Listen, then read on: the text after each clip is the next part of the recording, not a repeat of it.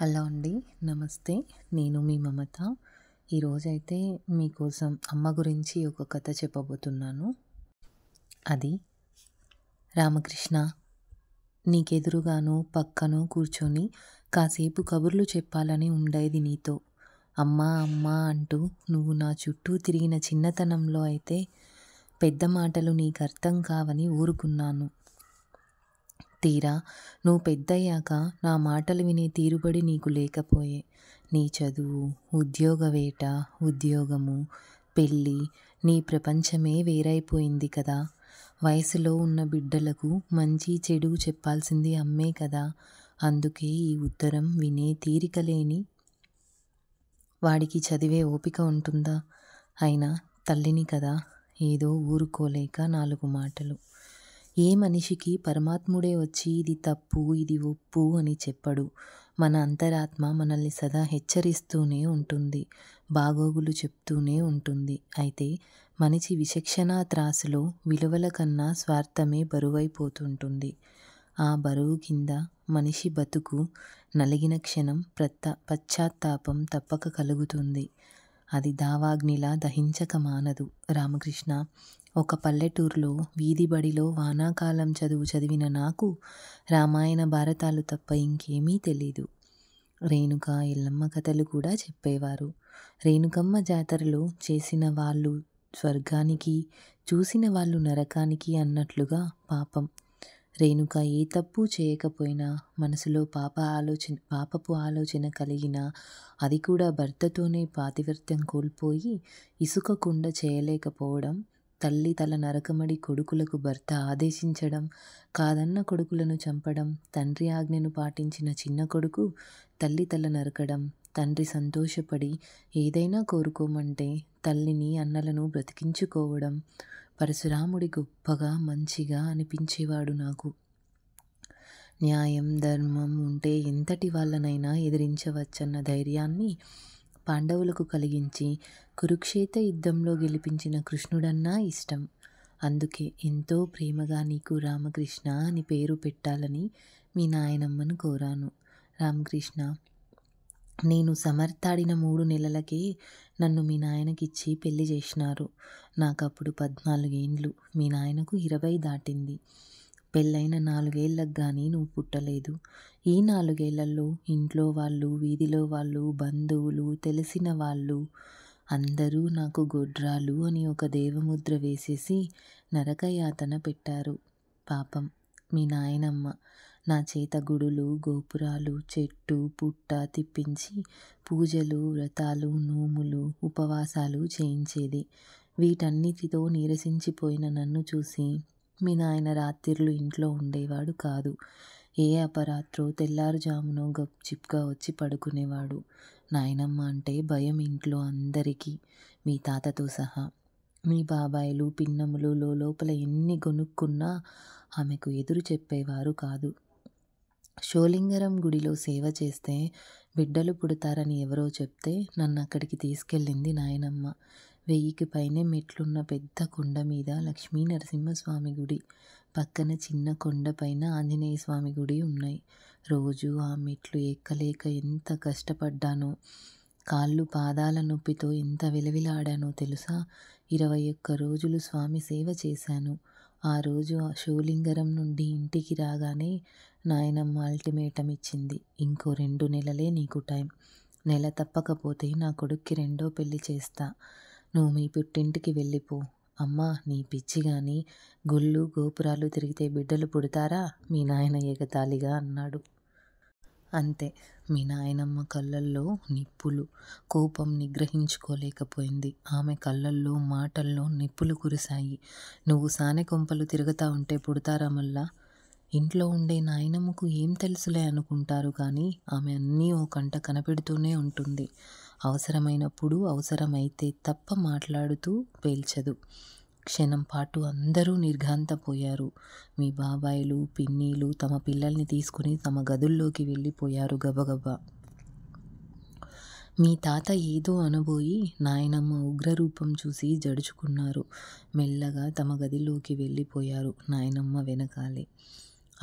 అవమానం వేటుకు చిందిన రోషం, నెత్తురు మీ నాయన మొహాన్ని కళ్ళని ఎర్రబరిచింది. నిలువెల్లా రగిలిపోతూ నిలువు గుడ్లు వేసుకొని భయంతో బిర్రబిగుసిపోయిన నన్ను రెక్క పట్టుకొని గదిలోకి ఈడ్చుకుపోయాడు. ఆ తర్వాత నెల రోజుల పాటు నా శరీరం పడ్డ చిత్రహింస, దుఃఖం, వేడుకోలు ఏవీ మీ నాయన మనసు కరిగించలేదు. బిడ్డలు పుట్టకపోతే కాదు, ఇప్పుడే నన్ను మా పుట్టింటికి పంపించేయండి, లేకపోతే నేను చచ్చిపోతాను. కనీసం నడవలేక దేక్కుంటూ వెళ్ళి నాయనమ్మ కాళ్ళు పట్టుకొని ఏడ్చాను. నా పరిస్థితికి ఆమె ఆడమనసు కరిగిందేమో. నన్ను ఆసుపత్రికి తీసుకెళ్ళింది. డాక్టరమ్మ తిట్టిన తిట్లు భరించింది. 10 రోజుల పాటు తాతను హాల్లో పడుకోమని నన్ను తనతో పాటు తమ గదిలో పడుకోబెట్టుకుంది. తాత మీ నాయన్ను మందలించినట్లుంది. ఆయన కనీసం వచ్చి నన్ను పలకరించిన పాపాన పోలేదు. ఇంతలో నాకు వాంతులు మొదలయ్యాయి. ఒంట్లో పిసిరంత శక్తి, నెత్తురు లేదు. ఈమె బిడ్డను మోయలేదు, కనలేక చస్తుంది, వద్దు, అబార్షన్ మంచిది అని డాక్టర్ సలహా ఇస్తే ఆ మాటల్ని నాయనమ్మ పట్టించుకోలేదు. గొడ్రాలు అన్న అవమానంతో దినమూ చస్తూ బతికే కంటే ఒక బిడ్డను కని చావటం మేలు ఆడజన్మకు అనేసింది. అన్యాయంగా ఒక మనిషిని చంపేస్తావా ఏమిటి అని తాత కోపానికి నవ్వింది. కోడలు కూతురు మాదిరి కాదా? అందున నోరు వాయి లేని అమాయకురాలు. చావనిస్తానా? ఇది బిడ్డనెత్తుకొని నలుగురిలో గర్వంగా తిరిగే మాదిరి చెయ్యనా అంటూ నెల తప్పిన నాటి నుంచి నువ్వు పుట్టేదాకా నన్ను బెడ్ రెస్ట్లో ఉంచి కంటికి రెప్పలా చూసుకుంది. ఒక రకంగా సేవ చేసిందనుకో. పురిటికి పుట్టింటికి పంపలేదు. పల్లెటూరులో సౌకర్యాలు లేవని ఇక్కడ నెల నెలా చెకప్ చేస్తున్న డాక్టరమ్మ దగ్గరే డెలివరీ చేయిస్తే మంచిదని నన్ను తీసుకువెళ్ళడానికి వచ్చిన అమ్మమ్మ, తాత, మామలకు చెప్పి పంపించేసింది. నెలలు నిండినప్పుడు రావదినా, ఇక్కడ మేము ఎంత చేసినా తల్లి దగ్గర ఉంటే కూతురికి సంతోషం, ధైర్యం కదా అంది మా అమ్మతో. అయ్యో అదేం మాట, అమ్మకన్నా ఎక్కువగా చూసుకుంటున్నారు అమ్మమ్మ, నేను అన్నాం కళ్ళనీళ్లతో. మా ఇంటి బిడ్డ, మా కుటుంబానికి వారసునిచ్చే కోడల్ని చూసుకోవడం మా బాధ్యత కూడా కదా అనేసింది. మేరు పర్వతమంత గొప్పది మీ నాయనమ్మ. పెట్టడం, అవసరమైతే కొట్టడం కూడా తెలిసిన నాయనమ్మ వ్యవహార దక్షత వల్లనే 3 కొడుకులు, కోడళ్ళు, వచ్చిపోయే 2 కూతుళ్ళు, అల్లుళ్ళు, బంధువులతో కలకల్లాడిన మన ఇల్లు ఆమె హఠాత్ మరణం వల్ల 3 ముక్కలైంది. బాత్రూంలో కాలు జారి పడటం, తల కొల్లాయికి తగిలి కణత దగ్గర దెబ్బ తగిలి ఆమె పోకడకు కారణమైంది. ఆమెకు సేవ చేసే రుణం తీర్చుకునే అవకాశం, అదృష్టం నాకు లేకపోయిందని నాకిప్పటికీ బాధగానే ఉంటుంది.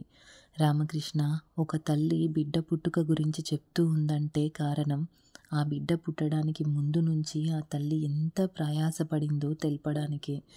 ఇప్పుడైతే నిన్ను ఎవరు కనమన్నారు? నా కోసమని నేను అడిగానని కన్నావా? నీ సుఖానికి నువ్వు కన్నావు. కన్నాక పెంచడం బాధ్యత కాదా? అదేదో గొప్ప విషయంగా చెబుతున్నావు అంటున్న పిల్లల మూర్ఖత్వాన్ని చూశాను. రామకృష్ణ, మనసు కోతిలాంటిది కదా. ఒక విషయం చెప్పాలన్నా కొమ్మ మీద నుంచి మరొక విషయమనే కొమ్మ మీదకు గెంతేస్తుంటుంది. నువ్వు కడుపులో పడ్డప్పటి నుంచి కనేదాకా కాలకృత్యాలకు తప్ప, డాక్టర్ దగ్గర చెకప్పులకు వెళ్ళడం తప్ప మంచం దిగకుండా తినడం, పడుకోవడం సుఖభోగమని అనుకుంటారు. కానీ అది ఎంత కష్టమో తెలుసా? సోమరి మెదడు దయ్యాల కొంప అన్నట్టు పిచ్చి ఆలోచనలు రాకుండా నన్ను ప్రశాంతంగా, సంతోషంగా ఉంచాలని నాయనమ్మ ప్రయత్నించేది. అందులో భాగంగా లైబ్రరీ నుండి పుస్తకాలు తెప్పించి నా చేత చదివించేది. పుస్తక పఠన తీయదనం నాకు రుచి చూపించింది నాయనమ్మే. ఆమె ప్రత్యేక శ్రద్ధ, కష్టం నన్ను, నా కడుపులో నిన్ను బలంగా తయారు చేశాయి. 2 రోజులు పురిటి నొప్పులు పడిన 3.5 కేజీల బరువున్న నిన్ను ఆపరేషన్తో తప్ప బయటకు తీసుకురాలేకపోయారు. నా పొట్ట కోసి నిన్ను తీశారు డాక్టర్లు. తల పెద్దది, తెలివిమంతుడవుతాడు అన్న మాటలను నొప్పి మాయం చేశాయి. అయినా ఆపరేషన్ కుట్ల నొప్పి భరిస్తూ నీకు పాలు ఇవ్వడం కూడా నాకు చాలా కష్టంగా ఉండేది.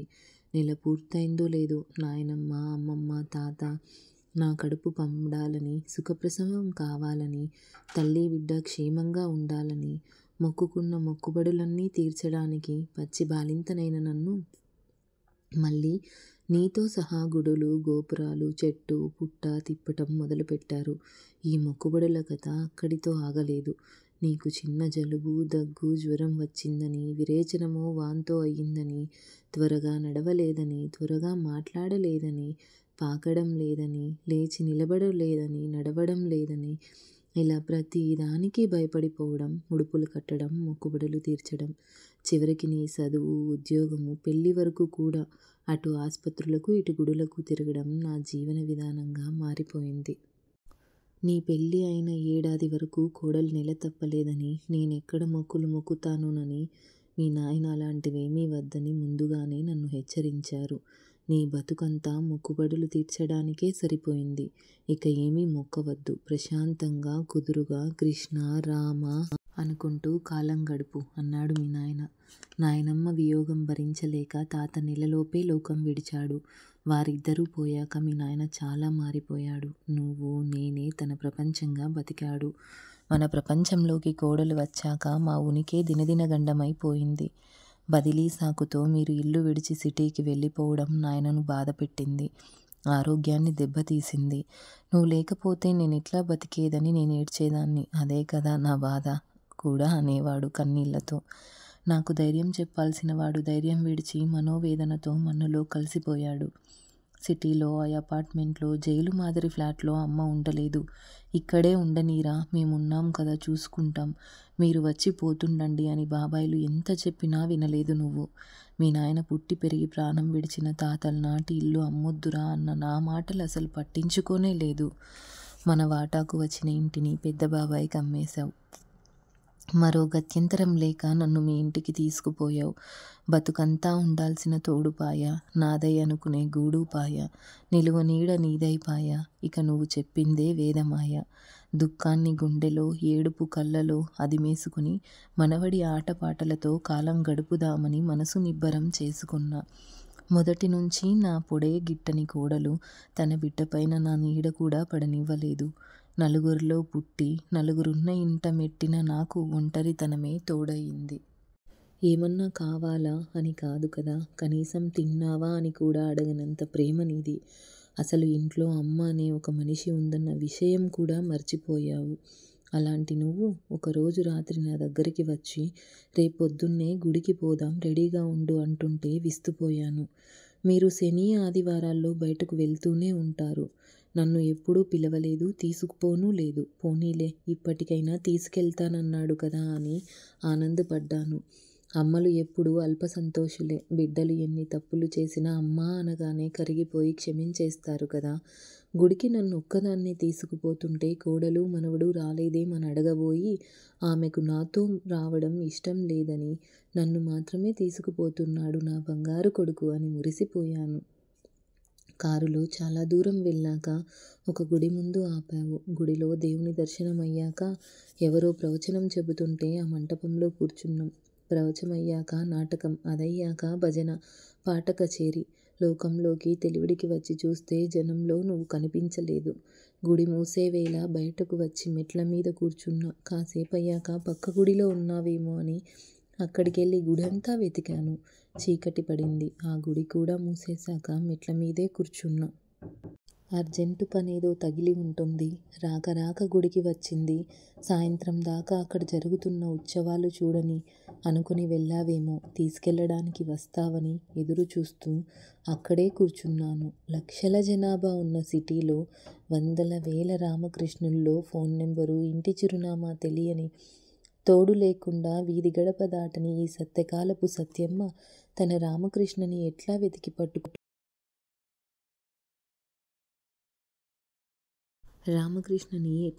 పట్టుకోగలదు? అయినా దారి తప్పిపోయింది నేనా, నువ్వా? ఎవరు ఎవరిని వెతకాలి? వదిలిన చోటు తెలిసిన వాడికి వెతకాల్సిన పని ఏముంది? వద్దని వదిలేసినవాడు తిరిగి ఎందుకు వస్తాడు అన్న జ్ఞానోదయాన్ని కంటికి కడివెడుగా కార్చిన కన్నీళ్లు కరిగించలేదు.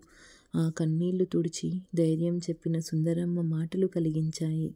కొత్త బిచ్చగాళ్ళకి ఇక్కడ చోటు లేదంటున్న మిగతా బిచ్చగాళ్లకు నచ్చజెప్పి నన్ను తన పక్కనే కూర్చోబెట్టుకుంది. ఇంత బతుకు బతికి ఇంటి వెనక చచ్చినట్టు నాకీ రాత రాశావా దేవుడా? నేనేమంత పాపం చేశాను అని కుములుతున్న నన్ను ఓదార్చింది. ఇంటికో పొయ్యి, మనిషికో నొయ్యి ఉంటుంది. మనిషి అన్నాక అన్నీ అనుభవించాలా, ఓర్చుకోవాలా, కాలంతో పోతా ఉండాలా, ఆ కాలంలోనే కలిసిపోవాలా. సుందరమ్మ కాచి వడబోసిన జీవిత సారాంశాన్ని నాకు తాగించింది. నిజమే కదా. ఎక్కడ పుట్టాను, ఎక్కడ మెట్టాను, ఇక్కడ మట్టిలో కలవబోతాను. గుంత పూడ్చడానికి ఇక్కడున్న నలుగురికి గుప్పిళ్ళ మట్టి చాలదా? మట్టి వేసే గుప్పిళ్ళలో ప్రవహించే రక్తమైనా వాళ్ళదా పరాయి వాళ్ళదా అని శవం చూస్తుందా, బాధపడుతుందా? ఒక నిర్లిప్త నిర్విచార స్థితిలో నిరామయంగా నిరాసక్తంగా కాలం దొర్లుతోంది. చావు పిలుపు కోసం ఎదురుచూపు తప్ప మరేమీ తలుపుకు రాని స్థితిలో ఉన్న నేను ఒక్కసారిగా ఉలిక్కిపడ్డాను. ఇక్కడే నేను మొక్కుకుంది. శుక్రవారం విల్లా గృహప్రవేశం అవగానే వద్దాం, మొక్కుబడి తీర్చాలి కదా. పెద్ద ఇల్లు కట్టుకోవాలన్న మీ కోరిక తీరిన ఆనందం మీ మాటల్లో పొంగుతుంటే మిమ్మల్ని చూసిన సంతోషం నా కళ్ళల్లో వరద గోదారిలా పొంగుతోంది. అకాల వృద్ధాప్యంతో కుంగిపోయిన నన్ను మీరు గుర్తించలేదు. అయినా కావాలని మర్చిపోయిన వాళ్ళను, వదిలేసిన వాళ్ళను, వదిలించుకున్న వాళ్ళను గుర్తుపెట్టుకోవడం సాధ్యమేనా? శుష్కహాసం మెరిసింది పెదవులపైన. రామకృష్ణ, మొక్కుబడి తీర్చుకోవడానికి మీరు తప్పక వస్తారు. అప్పుడు అక్షరం అక్షరం కూడబలుక్కుంటూ ఎప్పుడో మరిచిన రాతను కష్టపడి రాసిన ఈ జాబు, ఇన్నాళ్ళు నా దగ్గర పోగైన డబ్బు నీకిమ్మని సుందరమ్మకు చెప్పాను. ఈ డబ్బుతో మీరు కొత్త బట్టలు కొనుక్కోండి. ఈ జాబు నువ్వు చదివే సమయానికి నేను ఈ ఊరు వదులుతానో, లోకమే విడుస్తానో దైవేచ్ఛ. నిండు నూరేళ్ళు మీరు చల్లగా ఉండాలని దీవిస్తూ వచ్చే జన్మలో బిడ్డలు లేని గొడ్రాళ్ళుగా పుట్టించమని ఆ దేవదేవుడిని వేడుకుంటూ, ఓ బిడ్డలున్న గొడ్రాలు. ఇదే ఫ్రెండ్స్, పిల్లలు వదిలేస్తున్న అమ్మల మనసులోని బాధ. ఎన్నో కష్టాలు పడి, ఎన్నో బాధలు పడి పిల్లల్ని కంటారు. వాళ్ళ గురించి ఎన్నో కలల్ని కూడా కంటారు. కానీ వాళ్ళు పెద్దయిన తర్వాత తల్లిదండ్రుల్ని అడ్డం అని చెప్పి అనాథ శరణాలయాల్లో గుళ్ళ ముందు, గోపురాల ముందు వదిలేస్తుంటారు. అది చాలా తప్పు. ఎంత పెద్దంటే మనం తిరిగి దాన్ని దిద్దుకోవాలనుకున్నా కూడా ఆ తప్పుని మనం దిద్దుకోలేము. కాబట్టి మనిషి ఉన్నప్పుడు వాళ్ళ విలువ మనకు తెలియదు. అది కూడా అమ్మ విలువ మనకు తెలుసుకోండి. తెలుసుకొని ఎవ్వరూ ఇలాంటి తప్పులు చేయకండి. ఒక తల్లి మనోవేదనకు గురి కాకండి. వాళ్ళను గురి చెయ్యకండి. అమ్మలెప్పుడూ అల్ప సంతోషులే. మీరు అవి తీసుకున్నా మాకు ఇవి కావాలి, ఇవి కావాలి అని అడిగే అమ్మలు కాదు, అల్ప సంతోషులే. అమ్మ అనగానే కరిగిపోతారు. మనం ఎన్ని తప్పులు చేసినా క్షమిస్తారు. కాబట్టి అమ్మల్ని బాగా చూసుకుందాం. ఇదండి బిడ్డలున్న గొడ్రాలు తల్లి కథ. ఎంఆర్ అరుణకుమారి గారు రాశారు. ఇది ఈనాడు ఆదివారంలో ప్రింట్ అయిందండి. Thanks for watching. Subscribe for more videos. Please do concern to our parents. Thank you. Thank you so much.